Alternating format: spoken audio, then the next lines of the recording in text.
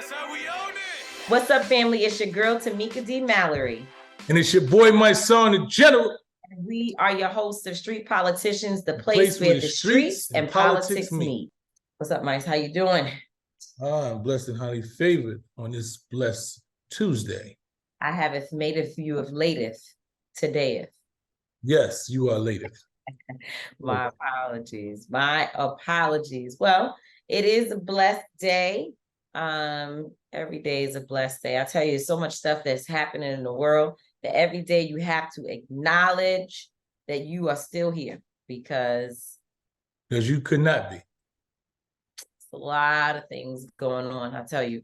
But I'm late and we have a good show, a good guest coming up who I'm sure wants to get into some very specific conversation around the politics in our nation. And, I think, one of the things that's important on Sundays, we have started, obviously you weren't able to do it on this past Sunday, but we've started a new thing where we're going live to cover different issues and give people opportunity to talk about stuff happening in their communities, things they care about, issues that's happening. Because on the show, we generally get, just the one guest in, and maybe we can talk about some issues, but due to timing, as we know, it always sort of, and also the final edits and all of that stuff, people get to hear just a portion of what we've discussed. Or we only present a portion. And so I think the lives that we are now doing on Sundays is going to help us to give more space to more people, a wide array of folks to come on and talk from different perspectives. And the reason why I thought of that as it relates to our guest today is because sometimes we don't agree, or we often have we have different perspectives. I wouldn't say we don't agree because we agree on a lot of things, but we have different perspectives. And on the live this week, I had Tony Lindsay on, who's one of my Facebook friends, who's now become our guy that comes to our events and whatnot. And Tony and I often have debates about a lot of different issues. And I think what's important is that so many people think we only talk to folks that we know. We only talk to people who say yes, the yes men. And it's not true. Every day we're in conversation with people, including you and I, debating issues back and forth. So I'm excited to hear what will happen, and therefore we will have to move along. I definitely am excited to hear what the guest has to say. There's so much going on, like you said, over the weekend. I want to say happy birthday to two of my close friends, my boy Harry O and my boy Shelby, Virgo, and my sister. Let me make sure I don't forget that. Her and Shelby's same birthday, September 10th. So I went and celebrated him. And then, when you just around family and friends, it just reflects. Like you said, we got to be happy that we still here because everybody didn't make it here. So it's so many different things that go on in our community, so many different, fights. And we can't have all the fights. I tell people all the time, I can't be involved in every fight. I come to my page, I go to Instagram and go, oh, you ain't talking about this. I don't even know about that. I didn't choose not to talk about it. Sometimes I just don't know, so I just advise. But it's okay to say, I don't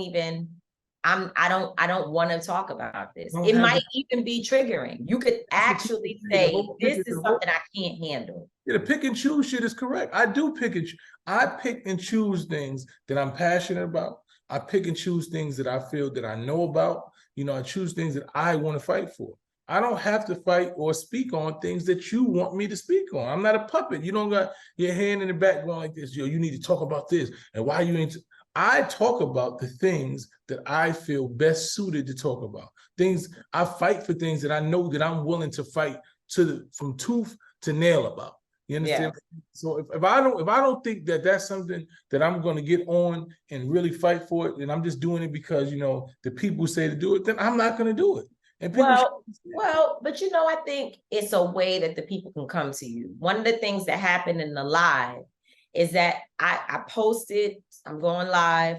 You can disagree, but you can't come here being rude and disrespectful, right? And so I think that's one of the problems. It's not to say, from my perspective, that just because someone asked me to get involved in something or they tell me to look at it, that I'm not going to do it or I don't want to do it or whatever. It's more so that I know what I have the capacity to handle.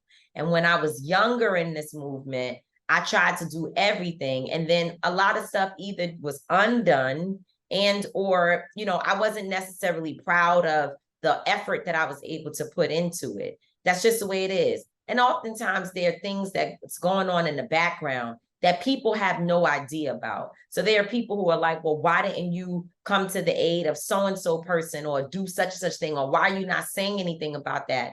And they have no idea that perhaps we've already talked to those people. We already know them. We've engaged with them, could have decided with them that you're going to stay away from it. Maybe people don't even like you. Maybe you don't like them. Maybe there's conflict. You don't know all the time. And because of the fact that we're not trying to be messy and there's so much other work going on, that we may not explain it. Yeah, pretty much, man. It's so many underlying facts that go into the work that we do.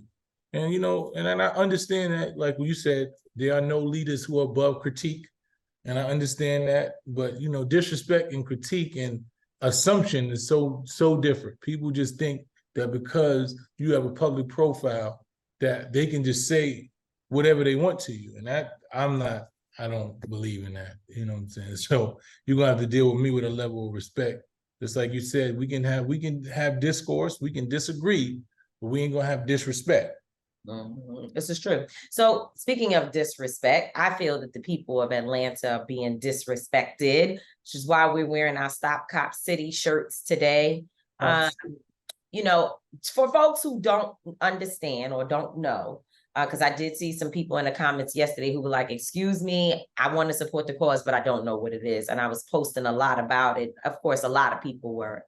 So in Atlanta, Georgia, and Fulton County, which happens to be the same district, I don't know what they call it, but the same area where Fannie Williams, the same woman who has both Young Thug and a bunch of other folks under RICO charges, and Donald Trump charged with under RICO, the RICO law. So Fannie also has the RICO charges against protesters in Atlanta, Georgia, for their efforts to stop Cop City from being built in Fulton County.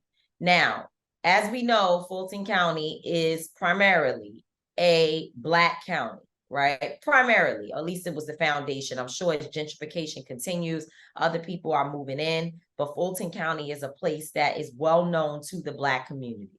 Now, we all understand very clearly that we've been fighting against additional police budgets for training and whatever, because we do not believe that the current system can just be trained better.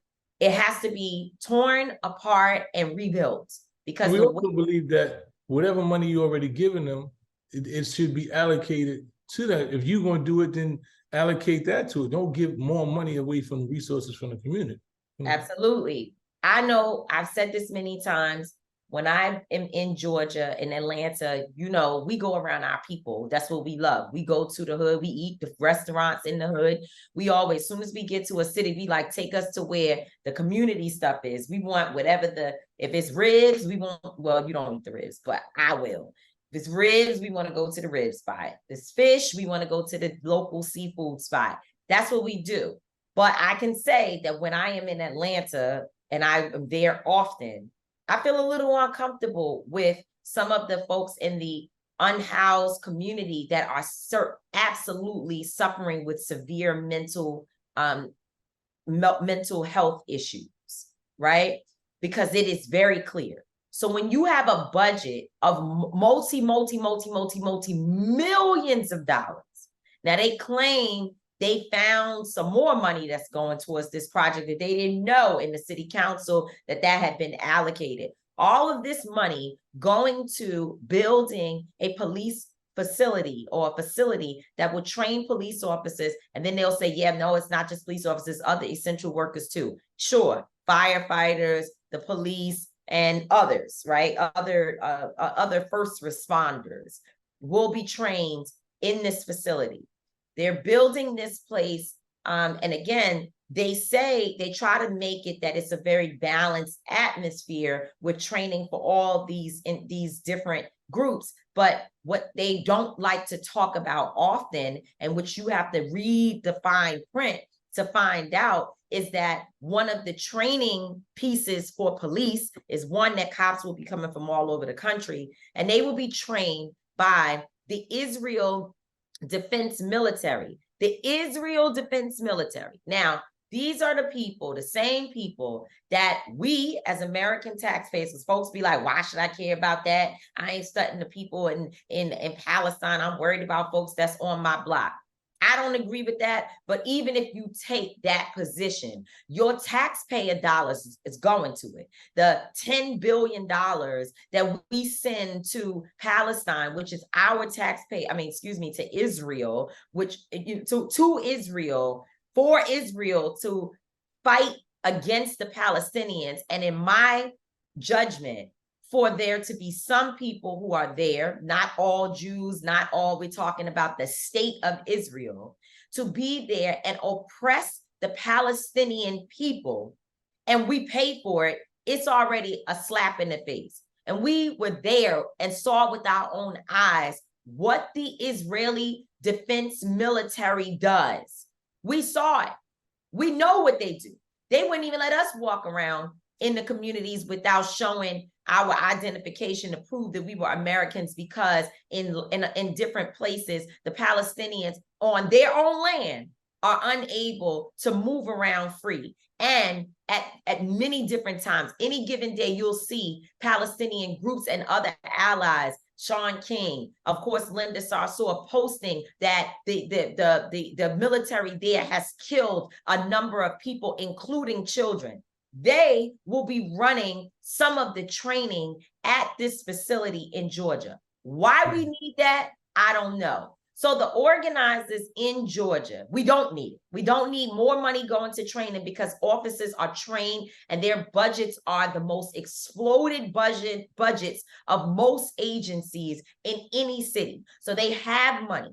So like you said, reallocate the resources if you feel that the current resources, if you feel they need some additional training. But their training works in other communities. Their training generally keeps them from being hostile and killing unarmed and or people in other communities who are even dangerous. They know how to do that, and they do it very well. When they come into our communities, it is a total different attitude. And I know for sure that the current mayor of Atlanta and others have acknowledged the level of police abuse. So their thing is, oh, well, we're going to train them. We don't need training. What we need is the unhoused people off the streets. We need more to get rid of food deserts so people have actual healthy food that they can eat in their communities. We need housing that people can afford. We need education. That's what we need, because the better the community is doing, the least you will need police officers in those communities. And so that's our position. And we definitely don't need an outside military agency coming into our country, training police officers who are already too militarized, who are already using too much force when dealing with our people. And it's going to be located in a community where our people live. It's too much. So the Stop Cop City campaign, shout out to Queen Yanasaha and a number of other folks, Attorney Gerald Griggs from the NAACP, and a number of others who are there on the ground and have been working for, now it's been going on a long time. I don't know exactly the dates, to stop this from happening. They have RICO charges against protesters who went into the area. They're mainly environmental protesters who went into the area where this facility will be built, that is in the forest. They have to cut down trees. It's all types of environmental implications. And for people who have an issue and saying things like, oh, well, that's white folks, that's not Black folks, it's called intersectionality. It's what it's called. So there's so much happening. We want you guys to check it out. All the people want is for a referendum to be on the ballot so they can have the people of Georgia, the people of Atlanta, vote on whether they want this facility in their community. And the city is doing everything they can to stop and block those individuals from being able to get that referendum on the ballot. Crazy. It's really, it's mind-boggling to me how, you know, because I don't know why it's mind-boggling, because they get it. They realize that over-policing doesn't work. They realize that in the communities where crime is less, poverty is less, right? They realize what actually can stop crime and cut down the need for police, but they won't do that. They'll continue to fund, the response instead of being proactive, right? Your response, because the police are not stopping crimes in communities. They're arresting people who commit the crime. So if you really want to stop something, you want to make communities safer, then you would make the community flourish, right? You would give the resources in the community. You would make sure that the millions of dollars that you want to keep allocating to build the new cities, build some new, playgrounds in communities, build some, community centers in the communities where the violence is happening, build the resources and have courses and have educational things that the kids actually want to learn, that is culturally relevant, that they can figure out how they can keep themselves out of trouble and they can actually be financially stable and create generational wealth. They don't want to create those things. They just want to keep giving communities of color and disenfranchised community police instead of enfranchising those communities. So, I was saying it's mind-boggling, but I get it. That's a part of capitalism, right? It's what capitalism needs. In order for capitalism to continue to function properly, there has to be a class where criminality and violence and all those things happen, because you have to feed, in order for the top 2 and 5% to continue to get rich, you need the bottom people that you feed off, right? These are the people that you continue to make your money off. So, I understand that they're going to invest in prisons, they're going to invest in the police to do this, they're going to invest in every stock possible that's going to show that our communities are the worst, and continue to invest in those things. And that's why they're going to continue to make sure that our communities look like they do, so they can have something to invest in and get rich off. Yeah, and the thing is, I'm sure that they are Black elected officials, because the entire city, not the entire city council, but many of the Black electeds, there are some who are speaking out against it, but many of the Black elected officials and a lot of the influencers, whether they be pastors, whether they be celebrities or whatever, have either said nothing or who have actually been a part of this.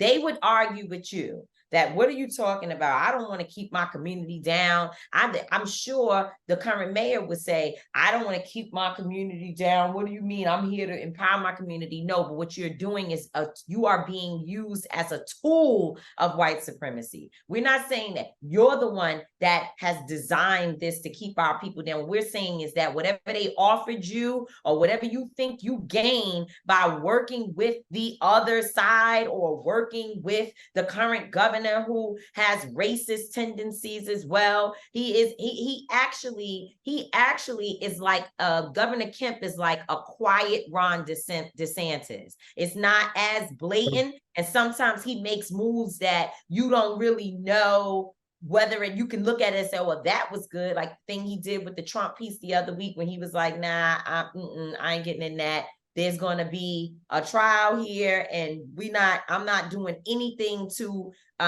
stop it from happening or to get involved in obstructing justice. That was good. That makes some people go, oh, okay, yeah, it's a good move. And because he's actually very strategic, but it doesn't mean that he's not also putting forth racist policies in the state of Georgia. And this is one of those policies, and there are Black people who are being used as a tool to help get it done. And so it is really, really, really, really, really sad.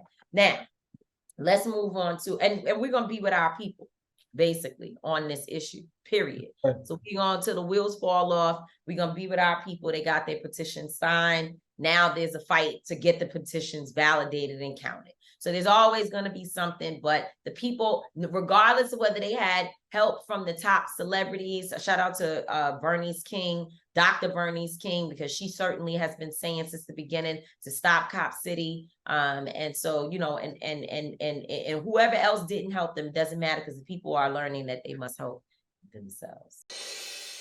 But speaking of other things that's sad, and it's, a little, I guess because of the fact that today we are, getting ready to bring on our guests, I'll kind of weave it into my thought of the day.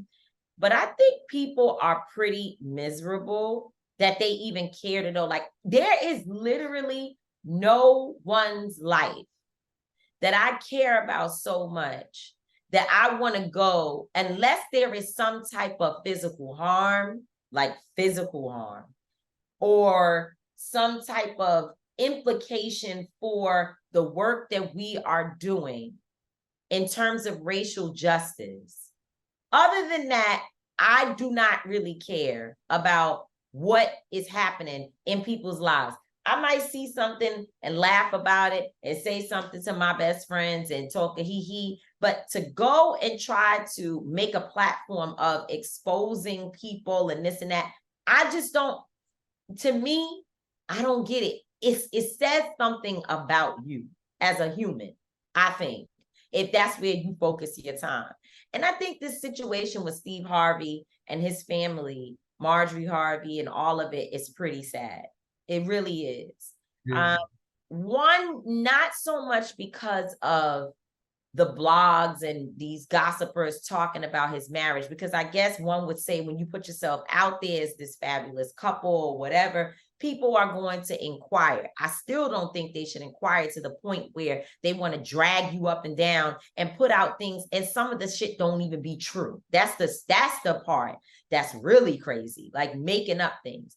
But I thought that the Miss Strawberry, and that situation that came out in the last couple of days is pretty sad, because one, everybody that works with somebody, I don't care who you are, you could be the people who are the best, the closest of friends. Look at us, me, you, Angelo, and Linda, or you, Angelo, Linda, you, and me. There we go. We all are super tight. We are a family. But nobody here can say, the four of us would be lying if we said that in talking to our significant other and or our bestie or whomever, we don't say, my son gets on my nerves. He never, reads the text messages. He acts like we beneath him, that he don't have to read text messages, and I'm not going to keep on telling him such and such.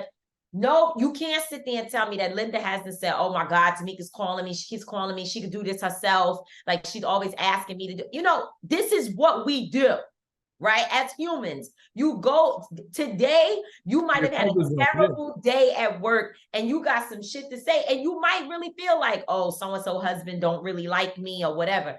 But for that shit, the conversations with her husband to be leaked for somebody to make some money off of like taking their personal business, you are a miserable son of a bitch. Like, seriously. No, for real. And that's what we are. People love to enjoy somebody else's misery. Like, you understand? People are, they wallow in it. They love to see somebody else going through some bullshit and they want to enjoy it. They want to say this good for you, this and that. Negativity is at an all-time high. Like you said, those conversations that woman had with her husband, those are her personal conversations. The miserable motherfucking person in that jail, though, who was getting paid. Just think about it. There's somebody who's being paid in the jail, to probably, because all of those calls are monitored. They're monitoring to make sure there's no criminal activity going on in those calls, and keeping those calls, on record, just in case they need to be pulled up for something that pertain to justice and, the law. But for somebody who's in the position of that to violate somebody's personal, conversation and leak it to the world, like, how do y'all be okay for a couple of dollars? Like, it's crazy. It is really crazy that we put people in those positions. And based on that call and based on the way it was leaked, there has to be more provisions to protect someone else's, privacy. In prison, even though you're a prisoner, you still have rights as a human being rights. What I'm saying? People should not violate. If you are not outside, once you being incarcerated and you're in prison, you are serving your sentence from the crime you did, right? And you are serving your sentence. And within that crime, people can't commit crimes against you and justify them just because within that time. Yeah, within that time. Yeah. Within that crime. Mm-hmm. Yeah, within that crime. Within that time. Within that time. Yeah, because you keep saying within that crime, people can't commit crimes against you. But I think what you're saying, while you're serving the time for that crime, right? People can't commit crimes against you, and it's just like that, and that's a crime. And I really think that people need to look into that.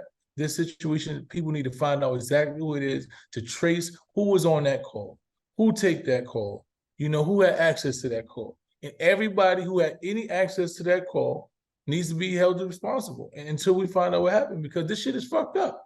It's really, it's nasty. It's nasty. Yeah, because these are family. You could just tell. I was listening to her statement, and I heard her. She was like, I said what I said, but it was no way to harm. I didn't think the conversation, but that's how I felt. And I love Steve, and I have respect for their family, but I felt like that at the time, and I never thought that conversation is just so ugly, because now these people have been working together in a family structure, right? And it's worse because the world has it, right? It's not like it's an internal situation like he was saying. Right. He's like, we used to you dealing with our situation internally. We don't go out and talk what the world has said it, So now the weight of the world's opinions exactly, constantly weigh on you. So and I hope they're able to weather the storm as just a family, because those people who work together, knowing Steve and being around Steve and knowing his team, they're real tight knit, and there's a family structure over there. So I hope that this doesn't completely damage, and they're able to salvage that and be able to move on, because it's just a messed up situation. Everything that people think about you, you don't need to know. Sometimes you just don't need to know that your mother is like, I can't stand that damn little girl sometimes. Like, you just don't need to hear that, which is why she might say it to your father in the car when you close the door, but she's not going to say it while you're standing right there. She's not, you're not going to hear your cousin talking to your other cousin about how the chick thinks she all that. Every time she come around here, she's talking about what she had.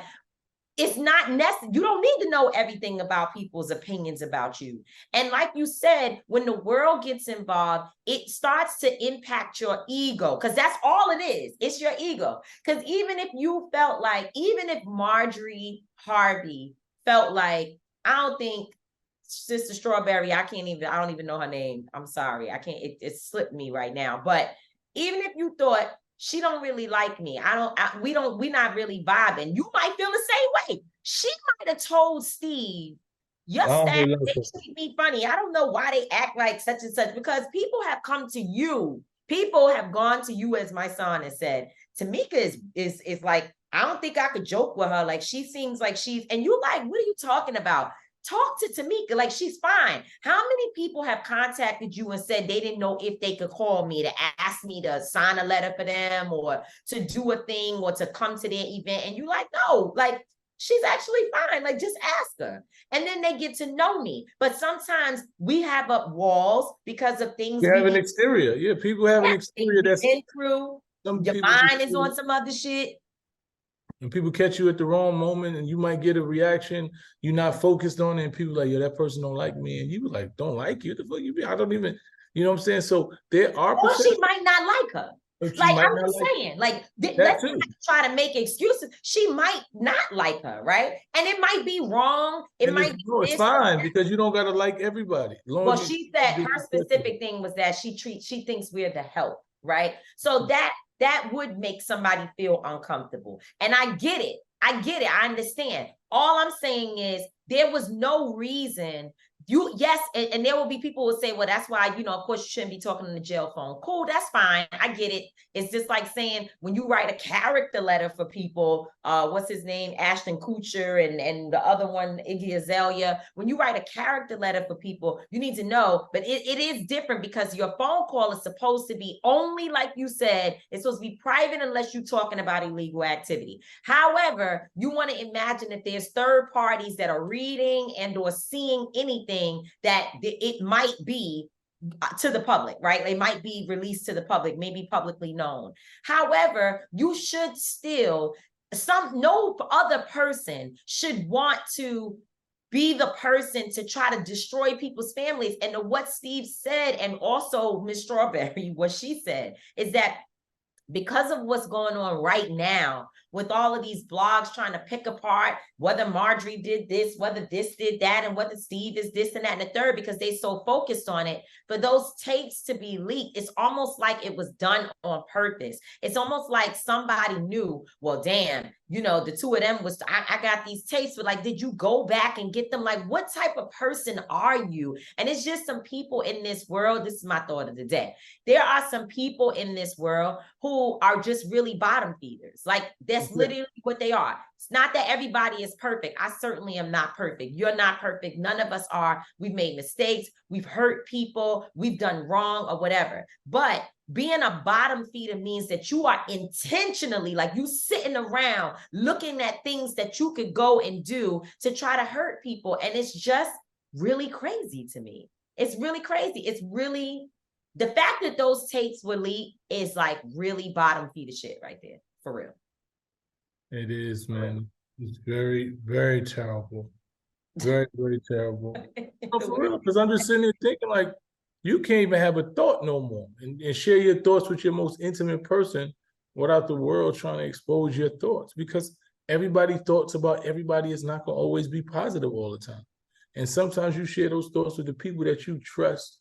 And when those thoughts get out, it's like, damn, it's like we just in a very strange time, you know, in this culture. The internet and technology has made it that much stranger, excuse me. So, you know, I'm just saying, man, be careful on the phone, man. Jail phone, any phone, because you don't know what's going on.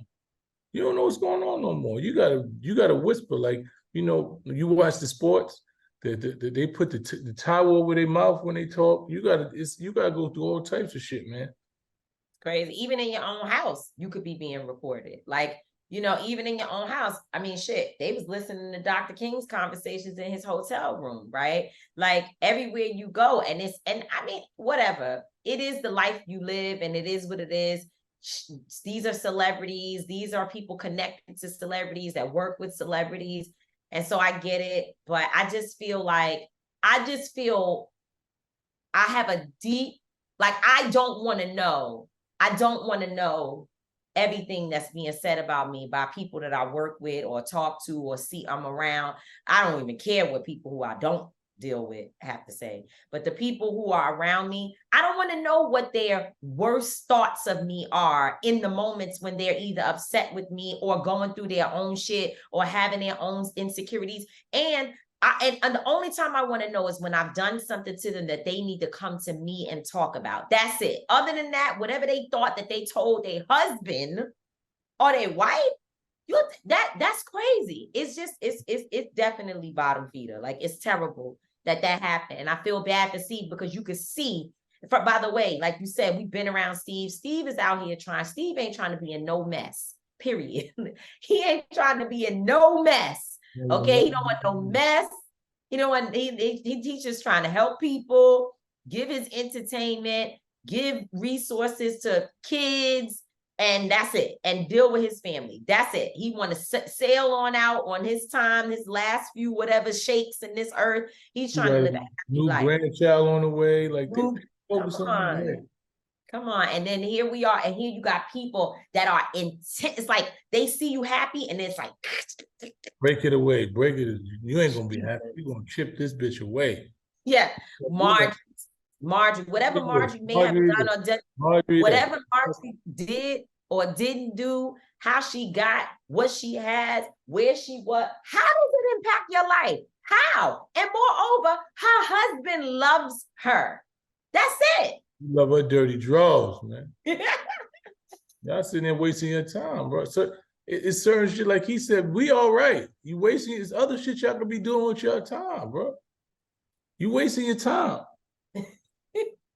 Telling you, find you something else to do. That man is that is an elderly, seasoned man that understands. Not elderly. He gonna say, Steve would be like, oh, my son, you think I'm elderly? Not elderly. He's an older, mature man. A mature man. He done been around. That shit y'all doing, you got to do that with the kids.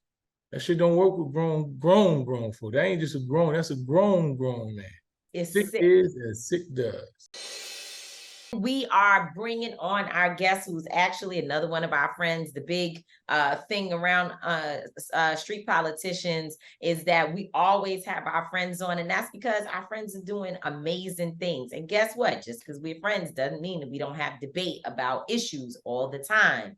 But this sister is our dear friend, and we have traveled miles on roads, back roads, to see about families who have been harmed in police violence issues and issues in our community, violence within our communities, fighting for Black women, standing up for Black families, supporting Black men, because we are major, despite what people may think, we are major supporters of Black men. Of course, we support you, Mysonne, attorney Ben Crump, attorney Angelo Pinto, Trey the Truth. Like, we are a group of women who really are behind our men, and our men are behind us. And I am so excited that our sister is joining us today. She sent me a text message, which I'll tell you all about shortly. My personal thing that I have always said, and I know you and I share this feeling, is that she's literally brilliant.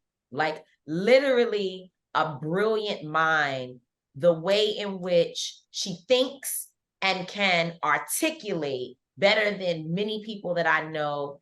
We've watched her for years on Roland Martin's show, giving commentary on Fox News, not afraid to go to any platform and talk. Fox News, MSNBC, whoever, she's there representing the people. And a lot of people know her from her time being an attorney. That's when I first learned of her, being an attorney for Bill Cosby. And then she's just gone on to do so many other things since then. I know it's a long introduction, but I want to make sure people know who my sister is. All right, Big Mo.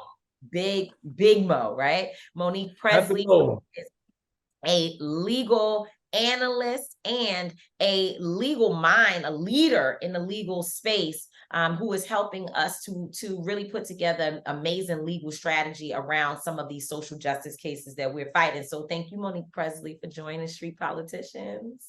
Well, thank you so much for having me and for that generous introduction. And thank you for all the things you left out of the introduction that you could have put in. God bless you. And yes, I did have to kind of invite my own self on here, but I was just tired of waiting. I'm just saying. No, I'm glad you're here, and you and we need that. See, that's what we're talking about. That is called friendship, support, and it's also just maturity. That you might be thinking, okay, well, I need to be on because I got some stuff to say. But this is her first time. I didn't know that. I didn't realize that. But you know, no way. Why did I feel like you was on here like 3 times? I guess because we on your platform and we together. So you just automatically assume, wow, okay, this is definitely overdue. Okay. It's overdue. But there are other people, I'm sure, who feel the same way, because sometimes you just don't think about it or whatever. And the maturity is, hey, I need to come on and talk about this issue, rather than they don't like me. I don't know why they treat me like that. Like, oh my God. Right. 19 Keys posted something the other day that said, stop complaining about people who are doing things that you ain't gonna do, and help. Like, help, get involved, find a way to get involved. He said, complaining is the language of suckers or something. And I said, it's my kind of post. Yeah. Anyway, so the text message you sent me, I said 2 weeks ago in my thought of the day that I want people to just stop talking about Trump, because it's giving me anxiety. I said, if we're not gonna put him in jail, leave the man alone, because he is actually becoming bigger than what he was. He was able to raise $7 million after that mugshot photo. And it's just, and of course, I want Trump to be prosecuted. Of course, I definitely want him to be prosecuted, but I want him to be prosecuted. And I want him to go to jail. I don't want him to somehow have a Jedi mind trick with our people, that he was able to get out of this and then have folks either, because I'm seeing some crazy stuff online from some Black men that I actually know very well, who are like, yeah, they're doing the same thing to Trump that they did to Pookie. So, and I also have issues with Fannie. And so then you sent me a message and said, yikes, can I come on to talk about this? And I said, absolutely. So here we are. So why don't you just get us started in this conversation, and then we'll kind of jump in. Well, look, a lot of people have a lot of things to say about some of the laws that are being used, and I understand that.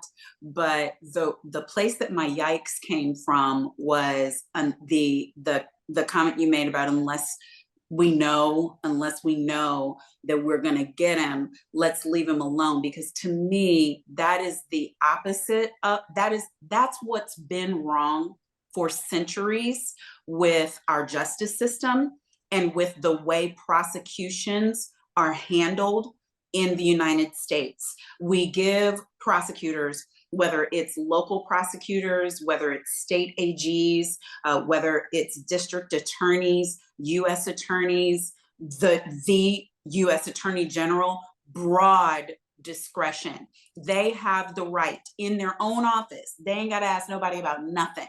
They have the right in their own office to decide whether a prosecution is going to go forward or not. And it's supposed to be based upon whether they believe, based on the facts that they've done, based on their investigation, whether they have enough to convict someone beyond a reasonable doubt. So at the point that they go to a grand jury, or in jurisdictions where they don't even have to go to a grand jury, at the point that they bring charges, they're supposed to, from their office perspective, be locked in and knowing, yeah, we got the goods on this person.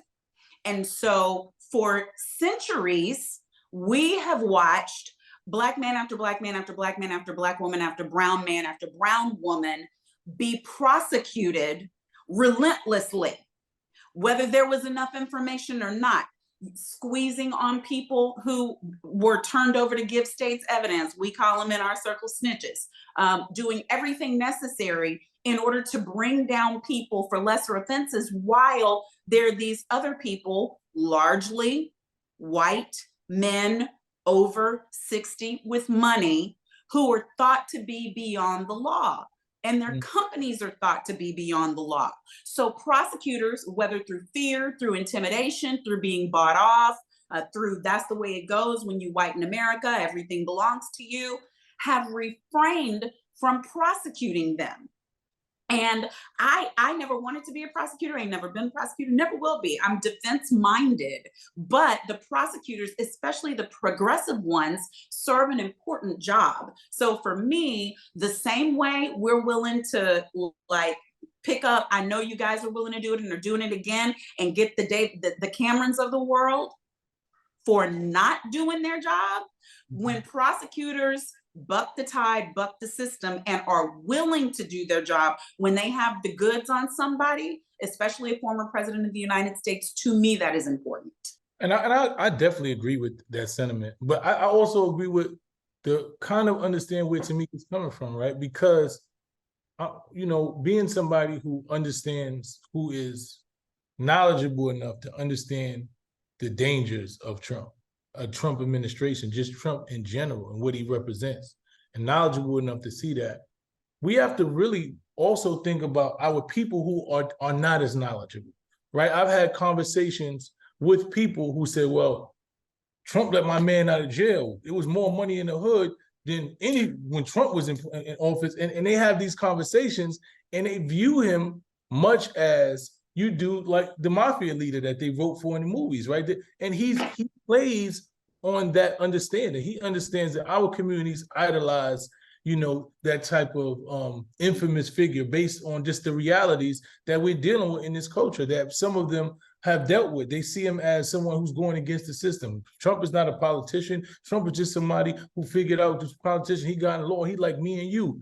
And so when we indict Trump on these things, there has to be, in my opinion, and understanding Tamika, there has to be a clear understanding and a clear path to actual victory, or else you actually, within this culture and what we dealing with now, especially within the culture, the young Black, thrown away Black man who's been locked up, his uncle's been locked up for things he didn't do, or just somebody who's trying to beat a system that they felt already beating us up. We have to understand how Trump understands that, and he utilizes marketing and promotion to benefit him. So we have to understand that every time that something happens and it doesn't go our way and Trump gets away, it's not like me and JoJo that get locked up and we get prosecuted. And if we beat it, you know, 1 or 2 people gonna say you did good. No, he empowers the mind state, right? He gets more power from botched, you know, prosecutions or things that they bring forward to him, and he's able to wiggle his way out of. I don't know if it really benefits if it's not really being prosecuted and he's actually being held accountable and consequences. Yeah, but I don't know what you're talking about, Mice. I don't know what you're talking about. I mean, he's never been charged with a criminal action and gotten away with it. There's never been a criminal action brought against him and it be dismissed. These prosecutors are career prosecutors, and for me, I take personal exception because I'm a Black lawyer in America. You know, I've been on the government side. I do civil rights. Now I crisis manage instead of trying cases. But Alvin Bragg ain't no damn fool. He's not bringing a case against a former president that he doesn't have the goods on. He's not built that way. He's not putting himself in danger, his family in danger. He's walking around with Secret Service 24 hours a day. His children have to leave school in order to bring a case that he can't win. Fani Willis, for whatever people think about her, she's good at her job. She brings cases against you. Your ass is going to jail. I don't know if we cuss here. Forgive me. But, but you know, I mean, this Black woman lawyer, Howard lawyer, these are Howard lawyers I'm mentioning, so you know I'm gonna get real extra at you. I'm gonna be real extra about this. Letitia James in the civil court. These are people who have spent their lives doing this job, and they know how to do this job. And this one man has all these cases in all these different jurisdictions because he used his presidency as a criminal enterprise, just like my son said. He ran it like he's a mob boss. So for me, the issue can't be whether they should bring the case or not. They got the goods. You can look at these cases and see, is evidence up one side, down another. Can we control juries in the United States? No. I believe in juries. We can't control them. Judges, can we control whether a judge can get bought off, get paid for? No, we can't control those things, but that doesn't mean that the prosecutor doesn't have to do their job. They have to do their part. Then we have to educate our people with platforms. You guys have gigantic, ginormous platforms that you utilize for good, which is why I said, please let me come, because I want our people to know, Pookie and them, yeah, they always don't get prosecuted. Don't you want to see the other side? No, and I agree. Listen, again, we want Trump to be prosecuted. Alvin Bragg, I know him well. I trust him. Tish, my sister, trust her. Excuse me, Attorney General Letitia James. That's the one. You know, I know these people are trying to do the right thing. I know they are. Right. Fani, I do have issues with her because I don't see her prosecuting police officers the way that I think that she should be in the state of in Georgia. And then these RICO charges now for protesters who are out there trying to stop this cop city from being built. That for me is problematic. However, but that's not hers. I thought it was. I thought No. people told me that it is. Well, we should find that out. We should, yes, that's an important thing for us to know. Because people who are there in Georgia have specifically named her, and it's in her office. Yeah, so no, it's in the state AG's office. Okay, cool. I appreciate you for educating me on that. But the police, Mo, come with the goods, Mo. Which that's another thing that happens, Tamika. Like it'll be a law now. Any Black man know when they throw a RICO at you. Your defense lawyer gets depressed. You throw your hands up and start cussing. I mean, the reason it's so serious is because it can be used. I agree. It can be used to grab the man who was carrying the milk cart when the criminal got a carton of milk before he went into the bank. It gets like that. But it matters who's using it and whether they're using it for the right purposes or not. So if the law is on the books, I want Fani Willis to use that law to get Trump and all his imps. I do. I agree with it. I agree. But I have been a part of conversations recently where people are saying something that I think is true. that for instance, one of the reasons why we are vehemently against the death penalty, even though white supremacists and others who have done heinous acts, who have committed heinous acts against us, like going in and shooting up the Dollar General in Jacksonville or the supermarket in Buffalo. Do I believe that those people are worthless, that they should not be here with us, and that if the death penalty was being applied fairly, that they were good candidates for it? Absolutely. But because the death penalty is also in Daniel Cameron's 12-point plan, where he says he wants drug dealers to receive the death penalty. And we know, to Mysonne's point that he keeps making, is that they will never give the death penalty to the drug dealers in the pharmaceutical companies that are really killing mass millions of people. They will give it, though, to Pookie, who's selling whatever on a street corner in Alabama. And so therefore, when we have these laws, these laws, it makes us nervous, because they are often applied too unfairly and imbalanced, and our communities are harmed. So what I'm saying is that even though people may not be able to articulate everything that they're feeling, that is one of the thoughts that's coming to mind when folks are like, yeah, I don't know about that RICO charge, because now you hear of it coming up with the protesters, who are people who are literally putting their lives on the line because they know we don't need more training facilities for police officers in communities. We need resources going to communities, right? And so it's a scare. And so I get you. I get what you're saying, that these individuals who are now prosecuting or attempting, who have brought cases and charges against Donald Trump, they are doing the right thing. I'm with that. We agree. What I'm saying is that as I sit with the chatter of our people, like all our, and then of course we talk to folks, the Ray Rays, the Keishas, the TTs, the Lees, and our people. We are in a space where folks are feeling very unsure, and I think the internet needs to be defunded, as I saw Charlamagne say the other day, because people are getting like a little confused and disillusioned, and a lot of things are happening emotionally. They're getting detached. It's a lot happening. So when they see Trump on TV and it's like, we're going to hit him with these charges, and then the next thing you know, for some reason it's dismissed or they don't win, I just don't know how that's going to impact us. So I guess you're saying be responsible in the way that I speak, because I'm over here making this statement, leave him alone if we're not going to do anything. But I think it was real layman for me, that I'm just saying, as a regular citizen, not as an activist, not as somebody who is friends with brilliant people like yourself and others, I'm just feeling very nervous about the signal that's being sent, that it seems that he just keeps on doing stuff and going to court, and then this doesn't happen and that doesn't happen, and he's just kind of like still free and still running for president of the United States with all of these charges against him. So that's what and I know that's the point that I'm making. I'm really worried about us, Monique. I'm really concerned about what's happening in this country, because I'm watching people decide, if you can't beat them, just join them. Frick it. We just fuck it.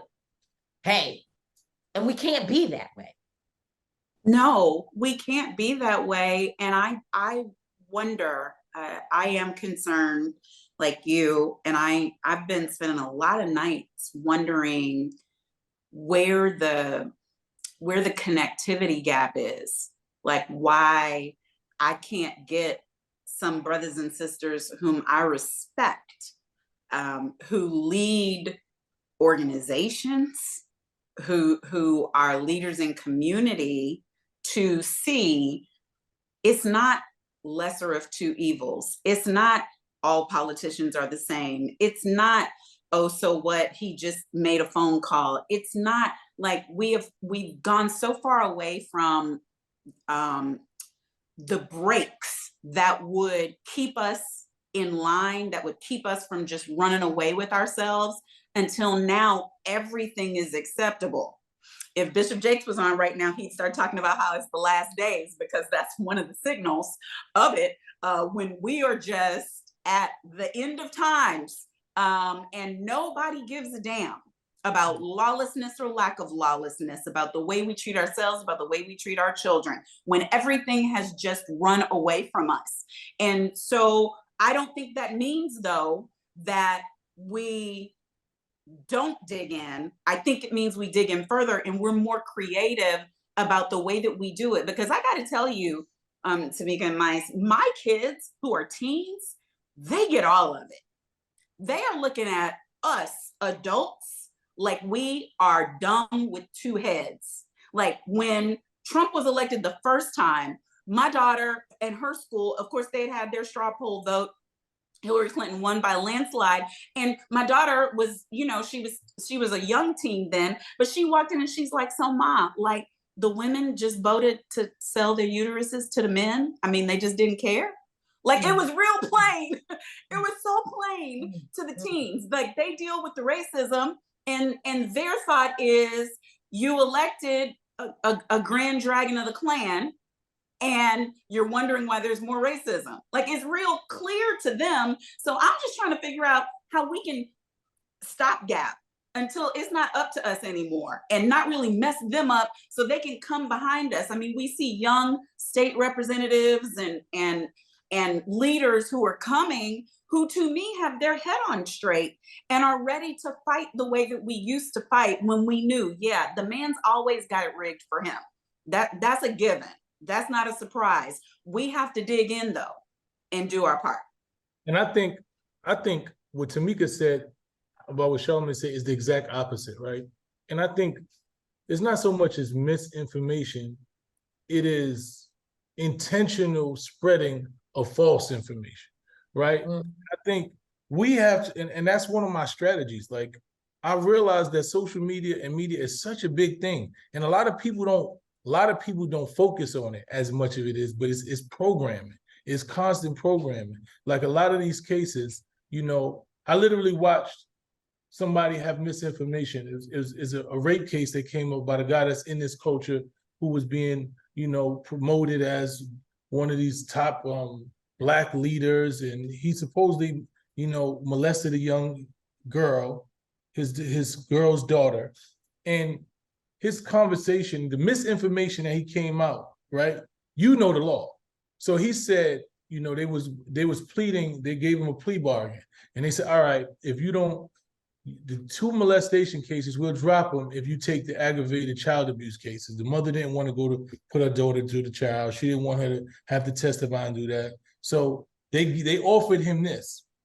And in his attempt to misinterpret and give people false information, he came and said that the prosecution and the mother agreed to drop the charges, right? So when you don't know the law, when you don't know that if somebody pleads to a different thing, doesn't mean those charges are dropped. It means if you take this, then we won't prosecute you on this. It means that we dropping the charges, but you have to accept the plea bargain. You pleaded to lesser charges. They didn't drop anything. If you don't take the plea bargain, then we still prosecuting you on the top 2 charges. But when somebody comes to the internet and say, well, those charges was dropped, the sexual assault, all of the sexual cases were dropped, the prosecution agreed to drop something, it misinforms people. And people take that information and they say, look, he wasn't accused of that. He took something else because he wasn't accused of the sex. And when we start hearing information like that in different places, like when we with Trump, and you have people intentionally saying, well, Trump didn't do this and Trump did that. And the real people who know aren't as loud, aren't on the same platforms, aren't utilizing the platforms to spread the real information, the people take it. When we look at Tory Lanez case, he utilized the whole social media just to put out false information every day and let the little minions and trolls say, she lied, and it was a whole people just called a lady a liar that never even knew what happened, right? So by the time the actual facts of that case were presented, it was even people like Tamika was like, well, I don't know what this is gonna go on. I'm confused. And I'm like, what do you mean you confused? But she was no, I wasn't. No. I was never confused about the facts. no, you wasn't. You was confused about the reality of what was going to happen in the case. I was worried about the outcome based Exactly. upon the shell game that I saw happening. That's what I'm saying. I'm not saying that you didn't think the facts. You knew what the facts was, and you was like, well, damn, based on what they presenting and based on what they saying is happening in there, and it was so far from the reality. When she actually went there and seen, she's like, damn, that's not what's going on. I seen something. That's why I went. That's exactly. I went to court to see for myself because I was like, I don't, I believe I know what happened. I'm damn like, 100% in my mind. But this over here, what they're trying to say sounds like something else. And I went to hear and see for myself and I learned. Exactly. And that's what I'm trying to say. If we are not utilizing these platforms and we don't have the proper voices like yourself to come and snatch us back in and be like, no, we got to prosecute. This man has a RICO. He did. And when we look at you and I'm looking at you and I'm like, okay, Monique know what the fuck she talking about. But I'm over here getting 1,000 people that's telling me some bullshit and they controlling the ears and the eyes of the masses. We have to be intentional, Monique. We just can't leave it up because when you lose, even when you lose in the court and you win in the court of public opinion, it's millions of people, right? Is why we have fucking January 6th, because the misinformation and the intentional misspreading of some shit got people saying fuck that. And they literally were sitting there like, well, Trump told us we could do it. We just was doing what the president said. We was taking back the White, and they thought they really thought. So it's a cult-like understanding of what I'm trying to say. And if we don't get somebody to intervene in that cult and have a counter narrative on these same platforms that they spreading this bullshit, then our people are gonna continue to keep telling the educated people that you're talking about, because they're getting their education for, even though they're educating in certain ways, social media and media has another level of education. Right. And they hearing people that they respect come with narratives that are false and words that are false. And when they don't all the way know everything, they take that and they come to you and they say, well, this is facts. And they come to you factually. And I've had people that I had to say, yo, bro, you just need to calm down. These are just look into it. You just calm down, just to do a little extra work and look into something. And you'll see, just like what I was talking about the rape thing, the guy came back and said, you know what? You was right. I apologize. After 2 days telling me that I was spreading false information, I was lying on the guy, he wasn't had no sex charges, and he wasn't going to be in a sex offender program, and he wasn't this. And I'm like, bro, the information, this is a lie. I went to the web, and I'm like, bro, you just need to take your time. And that's what our people are dealing with, Monique. So I think, what are we going to do to change that and to utilize these platforms that they're utilizing to misinform us, to give us the proper information? Well, so a couple of things. First, the guy who said that those charges were dropped, I don't know that story, so I don't know who you're talking about, but saying that charges were dropped when they were is correct. That's correct. If you're offered a plea bargain and the state, this is why I talk about prosecutors and all their power, decides when they could bring a murder charge to bring an assault charge instead, to bring a manslaughter charge instead, to bring, and accept defense of others or whatever the defense may be. What that means is that you were not convicted of, nor did you stand trial for whatever those higher charges were.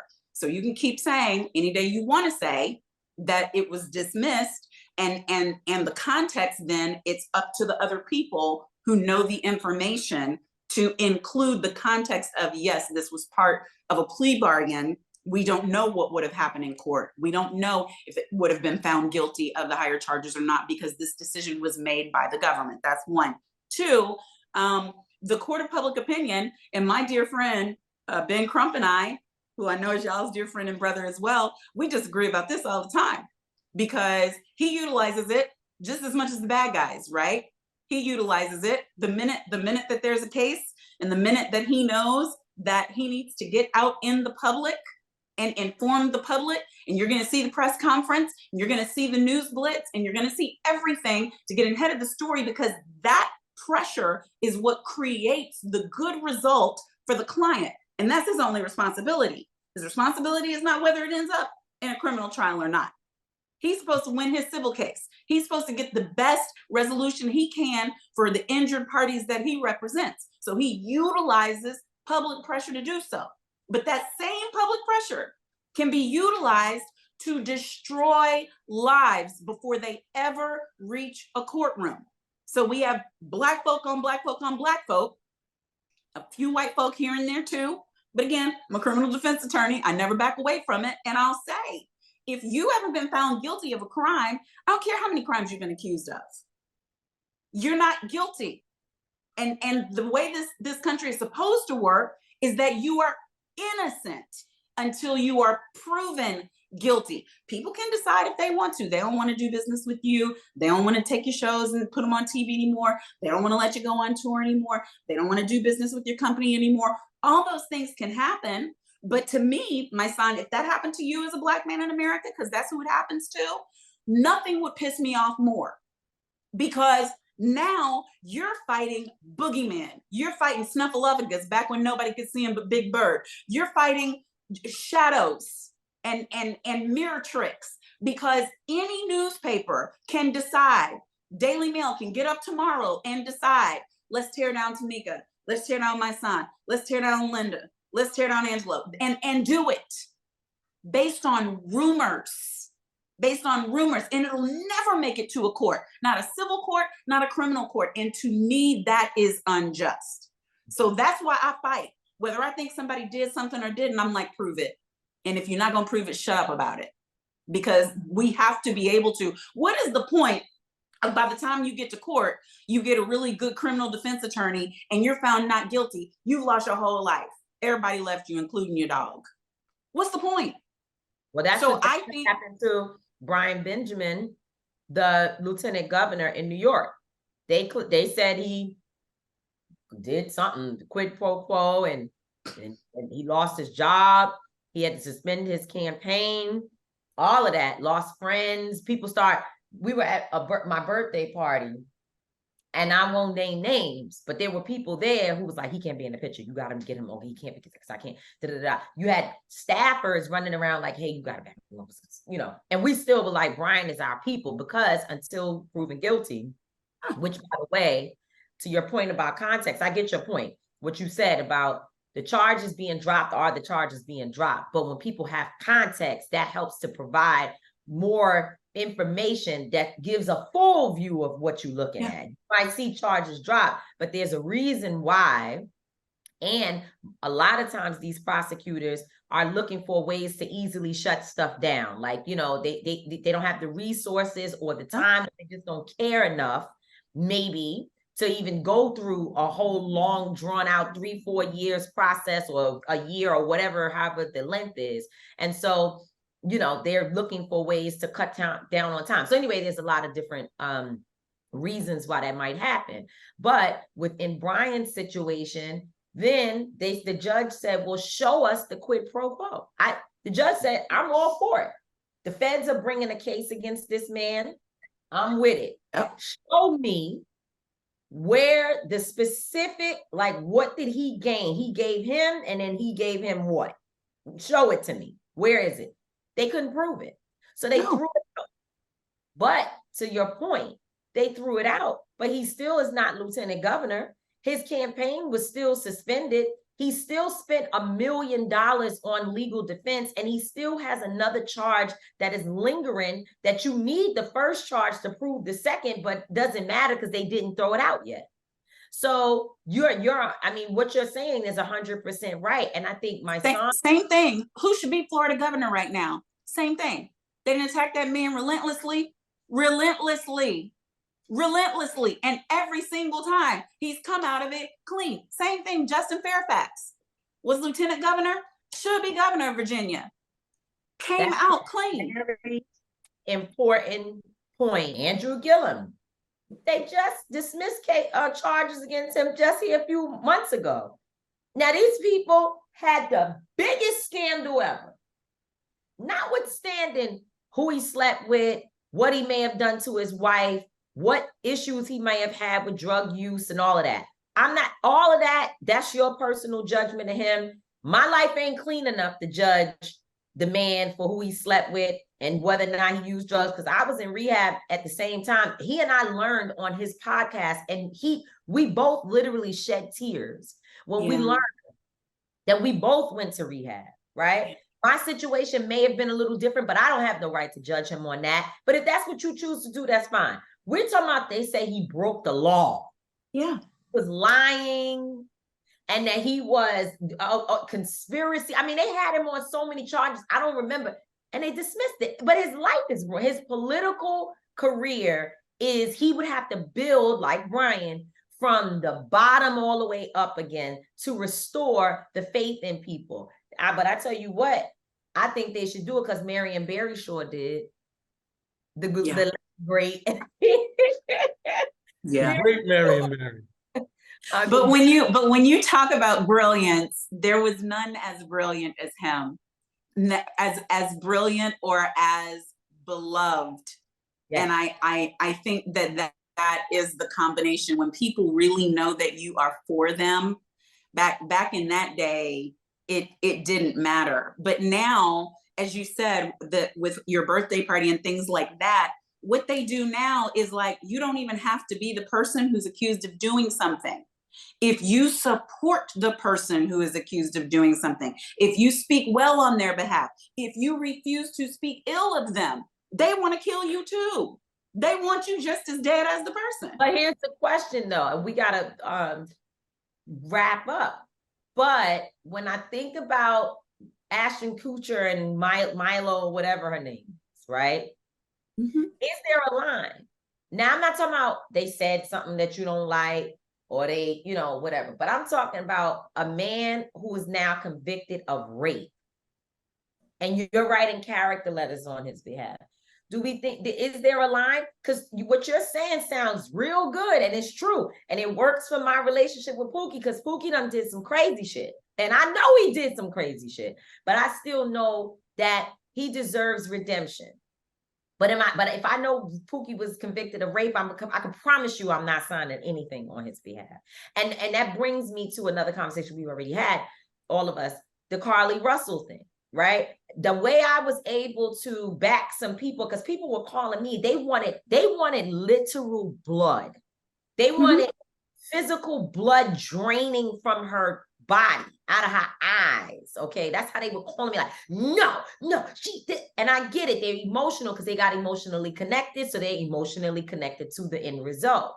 But what I kept saying was, but you the same person that called me and asked me to write a letter on behalf of your nephew, who robbed Mama Sani in the projects, but you want me to understand that he was a troubled kid and he went through some things and he was da-da-da-da. So we can help Pookie and Ray Ray and TT, and we should. But you're ready to kill Carly Russell. So the question becomes, where's the line? Yeah. I mean, and the preacher in me would always have to say there's no greater or lesser sin. So it's not that there's one track for the murderer, there's another track for the rapist, there's another track for the white collar embezzler. All have sinned and fallen short. And the decision then becomes whether we believe that there is rehabilitation in the law or not, and whether we believe that people should have the opportunity for it or not. I can tell you, I've known you long enough, I believe strongly enough in you and your character, in the good works that you do in the community, in your heart, that no matter what came tomorrow, like tomorrow we could find out you a terrorist, or you could be accused of being one, you could be convicted of being one. And I'm gonna write your letter. And I'm gonna tell them what I know. I'm not gonna say, listen, if she did that, you're gonna have to convince me she wasn't out of her mind, because she needs help. She doesn't need a prison. If she did whatever it is y'all say she did. Second, because I'm down like that, I'm like, and she's still my girl. Mm-hmm. Because the person I know, I'm fighting for that person to come back. And that may still end up being with prison time. That may still end up being with whatever. But the way the system is working now, people don't even seem to want the judge to have anything to balance. You're going to have 15 victim statements, impact statements, but they want the criminal, the convicted criminal, to just start wherever the crime started. Nothing else they did in life mattered until they stole that $1 million. Come on now. In what world is that true for anybody? So I don't blame people for wanting to write and saying, this is who we knew, and this is what they did in the community, or this is what they did in work, or this is the good value they offer to society, because those are things that judges should be able to consider. Will it balance it such that you can walk for rape? No, you already convicted. That's not happening. But it doesn't make the people who are willing to say something about the person they knew, it doesn't make them bad people for that. Now, the letter is also saying something ridiculous like, oh, and they asked for it. Well, no, that's some bullshit. You can't say that. So there are limits, but there ought to be safety and protection, in my opinion, such that I can write a letter to Judge Chutkin, just using that for an example, because I just like bringing up her name. I ought to be able to write a letter to Judge Chutkin and say, listen, my sister Tamika, I don't know what happened on that 3rd day in June. I don't know. It was a very bad day, but here's who she's been for the past 20 years. We ought to be able to get to do that. That's my last. You know what? That's a dope perspective, and I agree. I agree. We got to give people enough grace, because you don't know everybody's relationship with someone else. You know, and when people love somebody, you got to stay. If you can't say that you love somebody and don't want to stand with them in their hardest times to some certain degree, so. That's a perspective. I support that, and I thank you. I'm just telling you my line. I have a line at certain types of abuse against women and children. I have a line, absolutely. And I would say even with men, because if I found out that that's someone I know, and you would have to be damn close for me to decide I don't care. Not I don't care, but that I'm gonna still put myself out there.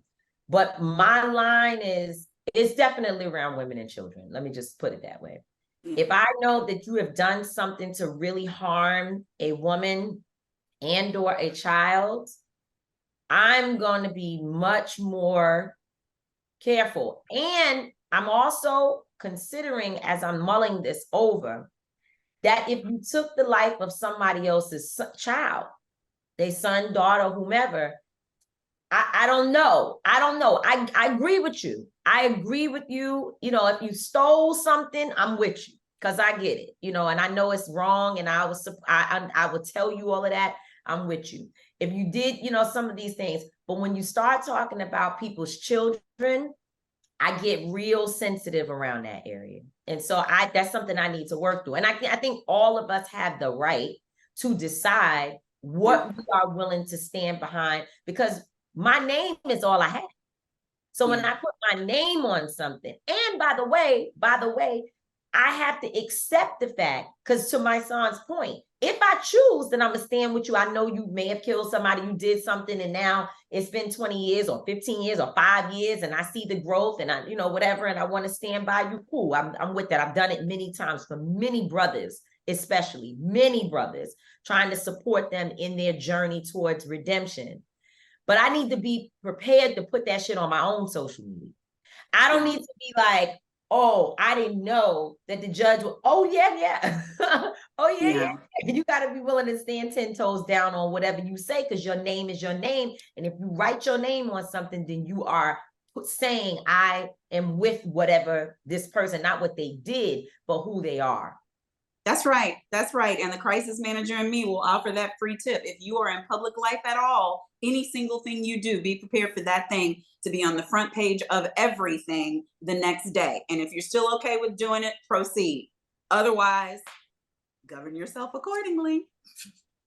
We love you, Mo. And, you know, as usual, you've given us perspectives, brilliant perspectives, and we're going to mull it over, you know, and take it. And hopefully our people will get it, you know, because when we go through, we're dealing with times, right? Like there's a lot of just Black people, leaders and everything who are scared right now. Like we got a person who's got 40-something fucking federal charges that could actually get voted in as president. Like that has the opportunity. Like this is some shit that's never been heard of. So what is it? We're looking at, what does that actually mean? Like what does that actually mean for our future? So I'm hoping that people pay a lot more attention, listen to things you're saying. We start utilizing these same platforms to properly educate our people about what's going on, and give the voices to those who actually know.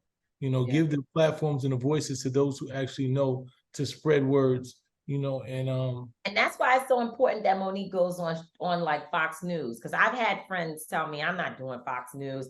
Nah, but a lot of times, and I used to do Fox News all the time, by the way, when I used to work at National Action Network, I was on all the time. They don't invite me anymore. And I'm not going to like go pitch myself. If they call though, I wouldn't, but it has become a gotcha space. When I used to be on years ago, 15 years ago, you could actually have a conversation with Sean Hannity. Nowadays, it's now like, it's a different environment. So I get why people are saying they don't mess with it. But I think to Mysonne's point, right, Mysonne, you need to be in the same places where the misinformation is being spread. Yeah, and we need to support our people who are trying to put the right information out there too, which, shameless plug, we do this every day, Monday through Friday, noon on Make It Make Sense. Please join me on IG and on YouTube. And I'm going to leave and actually go do a recording now with an administration official. But Black media is working hard to try to get the right message out there. And I agree with you. We need to be in those other spaces too, as long as they're not just pimping us. Because that's why I stopped, because they were just they were using me for clicks. And then by the time, it actually comes out, it's like a soundbite. I ain't doing that no more. Got it. Well, we love you. We appreciate you. Continue to be great. Make it make sense with Monique Pressley on Instagram and YouTube. Tell them where to follow you at, Mo. At Monique Pressley everywhere. Monique Pressley TV on YouTube. Got you. Bye, y'all. 20 Street Politicians. Shout out to Monique Pressley, man. Always coming with a word. Educated, informed, strong, passionate, and she know her shit. She know what she be talking about. So shout out to her. Make sure y'all follow her. Follow her show on YouTube and on Instagram at Monique Pressley on all forms of media. So we've come to my I Don't Get It.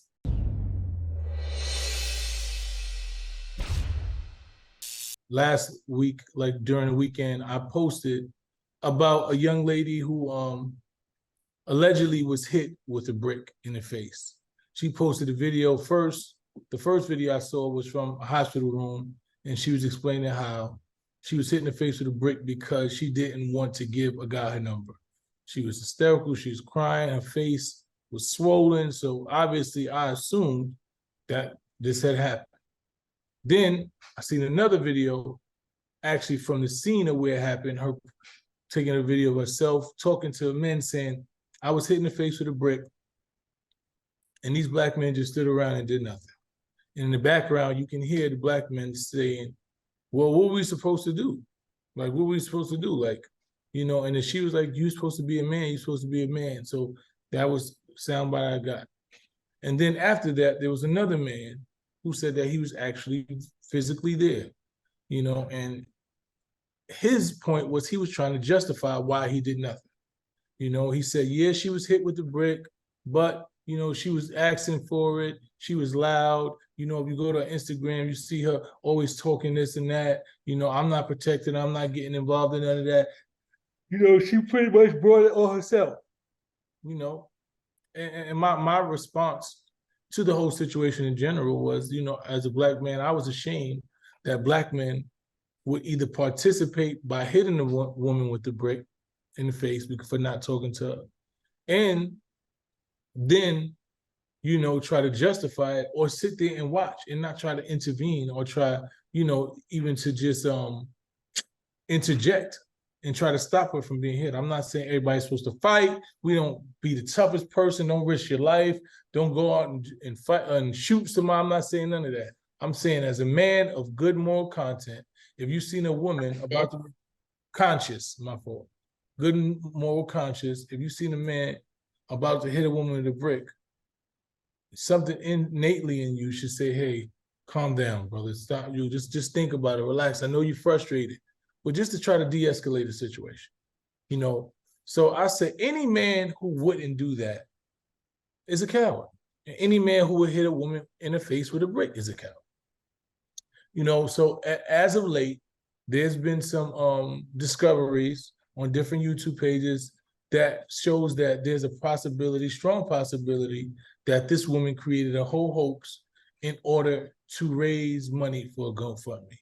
Her GoFundMe is now up to about $40,000. She has 2 different GoFundMe pages, now up to about $40,000. And there's been different people, supposedly, quote unquote, because now you don't know who's what. Supposedly one of her friends, you know, who supported her, they have showed that she's in pictures with her, they hang out together. They're saying that, you know, this is probably about the 3rd or 4th time she's done this, and she didn't want to say anything because she didn't want people to come at her. So she figured people would eventually find out. There are pictures with her with a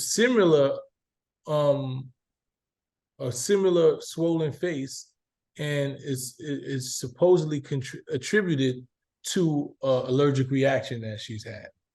They also have a picture of her moments before inside of the club with a full mask on her face, and black mask, all you can see is her eyes. How do you know that it's her? Or they show it. I think it comes from her page. These are videos that she actually is taped or took videos herself. Then they interviewed a couple of the guys who you see in the video in the background where she's saying that they were watching her, and they saying they actually never seen her get hit with a brick. They just seen her come, and they was trying to help her. Like, yo, they was trying to get the police. She didn't want to make a police report, and she drove off before. When they went to get the police, she left before the police got there. Then they're saying that she went to a clinic, and the people at the clinic stated that she never came there for injuries, that she said it was either an allergic reaction or she had saline. She put saline into her. So there's so many different things that lead, and then, you know, she's just pretty much disappeared. And you see that she's asked for money on numerous occasions for medical, you know, bills. She never identified the guy, didn't make the police report. The people at the clinic say she never said that she was hit. There's all types of things that leads to us to believe that there's a strong possibility that she might have did this hoax to raise money. What I don't get, right? The point of me that I don't get is people telling me that I should apologize.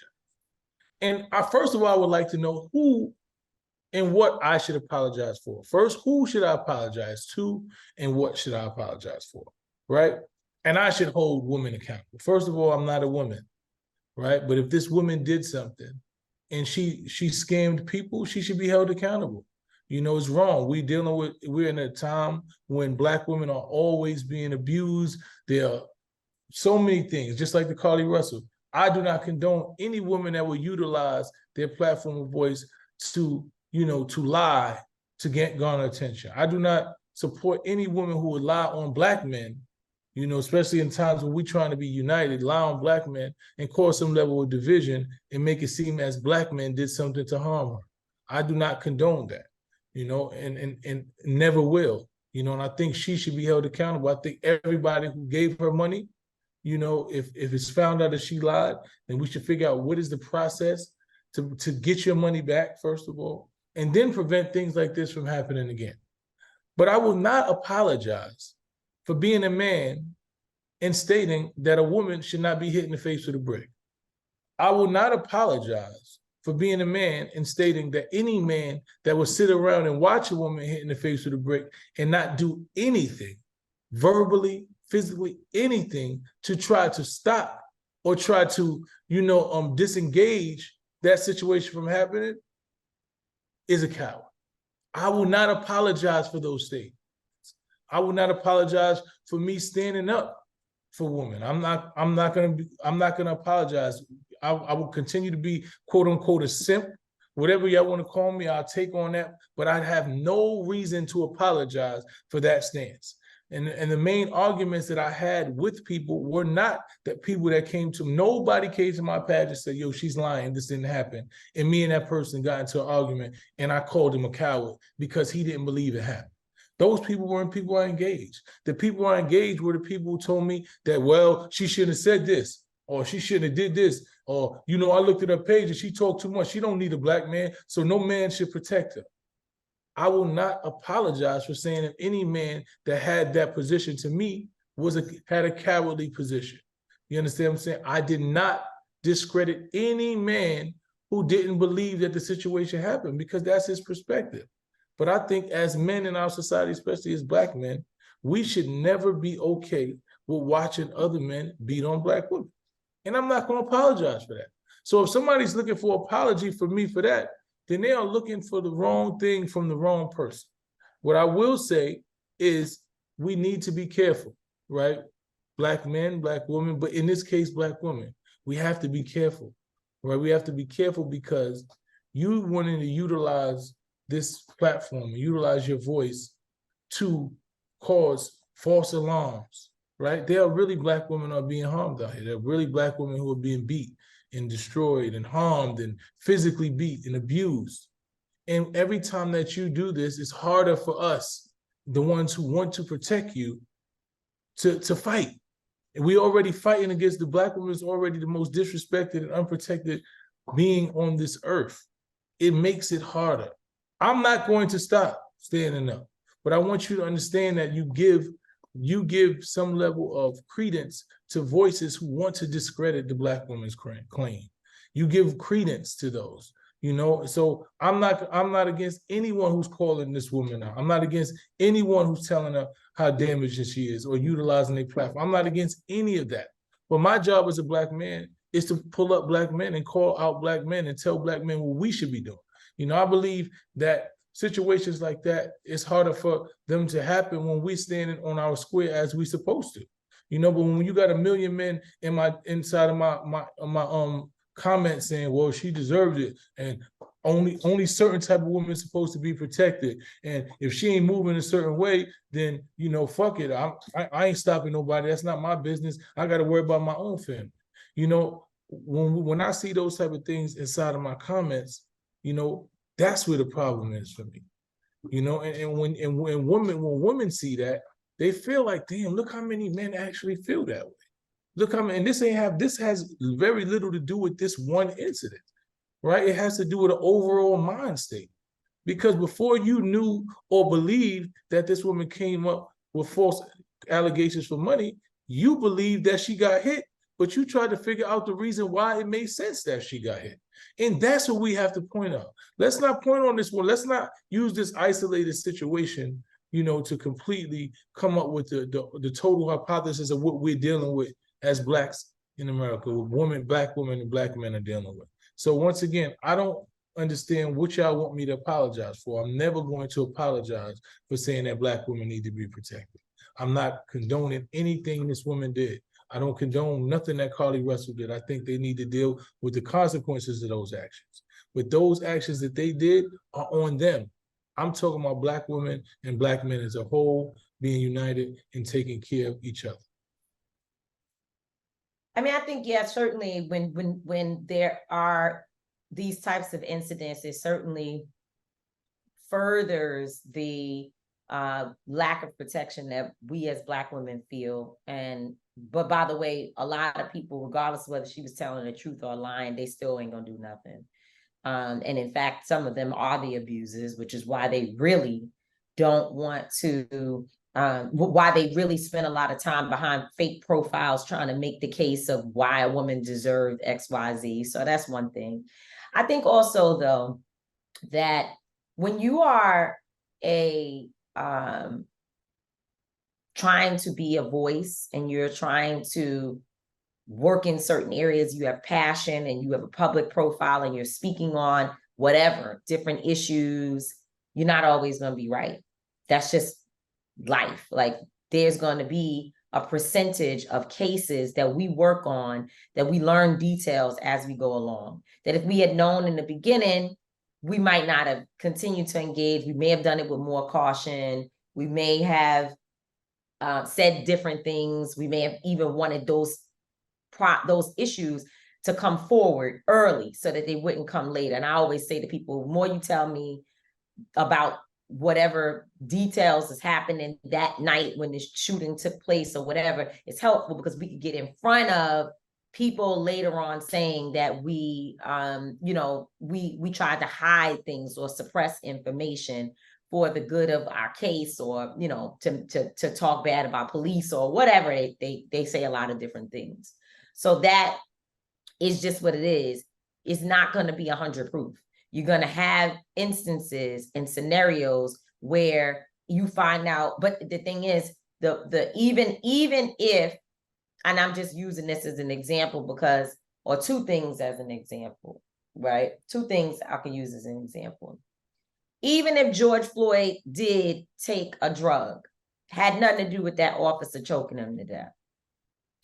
Even if Breonna Taylor's old boyfriend was involved in illegal drug activity, had nothing to do with them lying on a warrant to go to her house and shooting them up in the middle of the night, or shooting her up and putting Kenny's life in danger in the middle of the night. Had nothing to do with that, right?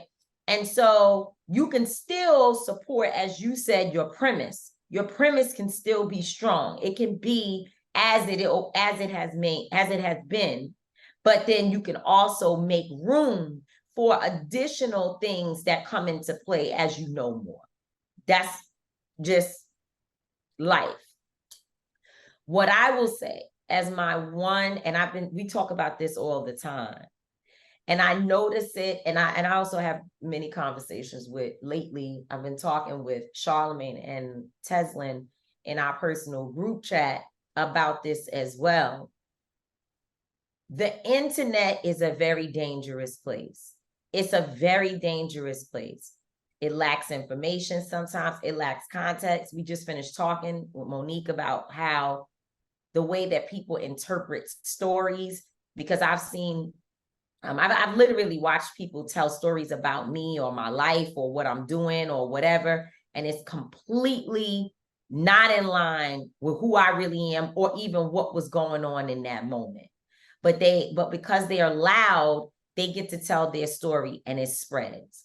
So what I am now learning and what I have been focused on is that while there is a lot happening on the internet, and it is a place that we all must go and know what the energy is, and this is where you learn about a lot of cases and people get to contact you and what have you, you really have to be careful with how much of it you consume and how quick we are to respond to what we're seeing, right? So I am, in a lot of ways, because I have so much other work that's happening every day, and you obviously have so much other work. You got books, I got books, there's all kinds of things going on. I am finding myself beginning to pull back from the internet a lot more. I'm beginning to be less engaged with trying to quickly respond to things that I see. It's okay for me to let 3 or 4 days pass of a story until I'm able to watch the unpacking of it and then decide what I want to say, but more importantly, what I want to do, right? And so that's my suggestion to you, is that you have to, you're never going to be 100 proof with any of these things. I'm not talking about an apology or whatever. That's on you, how you feel you want to deal with it. But you're never going to be 100 proof. But you do have to build guardrails, because what you are experiencing in this moment, right? Which you don't need a woman with a brick, whether she's lying or telling the truth, to make the case about the protection of Black women. I get it. People learn more with imagery and examples that make them emotional. And then we have emotional connection to these issues because we believe. If I see somebody being abused by a police officer, I saw a woman being choked to death by a man in a beauty supply store. Oh, that makes me, I get emotionally charged. That's the only way I could continue to do this work. Right. But I am as I grow in this movement, I'm realizing that it's okay to put a few days between me speaking on it. I'm not in a rush, because the problem is not going to just go away. And yeah, it's true that if you try to enter the chat 3 days later, people are like, what the hell you talking about? We've moved on. But more than likely, folks are not going to move on from a woman being hit in the face by a brick or these other issues. So my thing, and I've been saying it, I've said it to myself, I've said it to you, and I will continue to say that the internet is not the same place that it once was. And I know that a part of what we believe is like, well, we have to be the balance. But the thing is, you are one person that does not have the resources to send somebody to interview the people, to go talk to the lady. You don't have that type of the resources to do that. So you have to use discernment. And the discernment, unfortunately, is if something, this is what I have found, if something is serious enough, it'll find its way to you and give you an opportunity to do what you think needs to be done on it. But I am removing myself as much as possible from, and not to say won't do it sometimes or whatever, but I'm removing myself as much as possible from the need to respond quickly to everything that I see, or to even some of the things that I see. And now I'm beginning to take the time to listen, learn, read, and understand more so that I can slow down or reduce the number of mistakes and or false representations or whatever. But then again, to the point, Carly Russell, right? You only got 72 hours when somebody's missing, so you can't wait 3 days. But I even still waited 24 hours. And then I could still be wrong. You see what I'm saying? So I could still be wrong, or not so much that I was wrong, because I wasn't wrong at all. It's nobody, like you said, there's nobody to apologize to, because that's on Carly. It's not on me. I did what I thought was right based upon the information that I had. And it's a short window to make the statement. But I think that there has to be a balance. And one of the balances is recognizing that the internet has become such a cesspool. We got to, by the time I spoke on Carly Russell, it wasn't just because the internet was telling me to, which they were. It was because Star Jones and other people were calling me saying they spoke to her mother. So that's my advice. No, it's good advice. And, and we live and we learn. And I just think for me, a Black woman being hit in the face is imminent danger. It's immediate, right? It's like, and just the way that I spoke on it was just based on the situation that it happened. It wasn't just, oh, I was hit in the face with a brick, boom, boom, boom, boom. It was the fact that there were other men there, right? And there were so many people that was commenting, making it seem like it was justifiable. So even the situation in itself, to me, was triggering, because it's like, what do you mean? What did she do? What do you mean? I need more context. If she got hit in the brick, I want to understand why, right? That in itself was triggering to me. And I actually took 2 days, because I was getting overflooded with it for days, and I never commented on it. So when it originally happened, I never said anything about it. So I took 2 days. And I think, just moving forward, I think when I comment on the situation, it's going to be more, it's something that the issue rather than the particular thing, unless it's something that the particular thing needs a call to action. You know what I'm saying? The issue around what happened to the woman was, the mind state of Black men around what supposedly happened to the woman was detrimental to me, that I was focusing on. And my goal now is to focus on Black men, right? I'm doing Raising Kings. I got a book called Raising Kings, 12 Principles of Manhood. I got an organization, Boycott Black Murder. I got, Ending Cow Culture. It's really me focusing on understanding that when men get back to their natural, place in society, then everything else will be fine. The women that we talking about, they need to do this. When women start seeing men move in the proper right, women know that they're protected, that they got people that they can trust, all these things, and we're doing the shit as we do. I think women go back to their natural, as being leaders of your society, but understanding that we work in unison and not saying, I don't need this and I don't need a man, and we don't get into this, this gender shit. So my thing is, I focus on men. I'm not focusing on women because I've never been a woman in my life. I don't know the mentality of a woman. I don't know the physical, what women feel every day, how they emotionally attach but I've been a man every day. And I've been around men of strong caliber and strong, moral compasses a lot of my life. So I know how to speak to that. And I know how to speak to those who have that inside of them. So that's what my focus is. Everybody got something to focus. If you go to school, there's one teacher teach history, one people teachers teach this, they teach that. My subject is men and manhood. And I'm gonna focus on that. So I want you to call out women. That's not really my job. I learned that by being around strong women, that me trying to mansplain a woman into what she need to be doing as a man, it don't work. It actually just causes further division. When I focus on me, and then it makes them want to focus on them. It makes women say, you know what, I see the men are over here focusing on them. Let us get our shit together so that we're on the same page. Okay. Well, I mean, I like the fact that you said where you see you could do something different, which is to talk about the issue. Because I think you were saying when they were trying to tell you that she makes skits, you were showing like, this is a different shirt. And to your point, like, there's no reason to even get into that because you don't know whether she's telling the truth or not. You could say, it doesn't matter whether she's telling the truth. Let's talk about the scenario. Right. So I think, and it's not an easy thing to figure out, Mike. So I think you doing the right thing by recognizing, okay, this is what I could do different, but there's really not, you can never apologize for standing up for what you believe. Not at all. And with that said, brings us to the end of another Street Politicians episode. We appreciate all our followers, all our supporters. Make sure you follow Street Politicians Pod on Instagram. And Tamika mentioned earlier, we're going to start doing some shows on Sundays where we talk about things on Street Politicians, and we have issues and we have guests, and we want you to tune into that. And if you haven't seen all our episodes, please tune in, go to YouTube and follow us. Follow iWomen TV. They have all of our episodes on iWomen TV.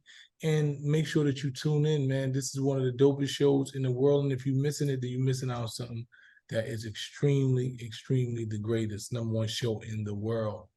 I'm not going to always be right. Tamika D. Mallory's not going to always be wrong. We will both always, and I mean always, be authentic. Salute. That's how we own it. That's how we own it.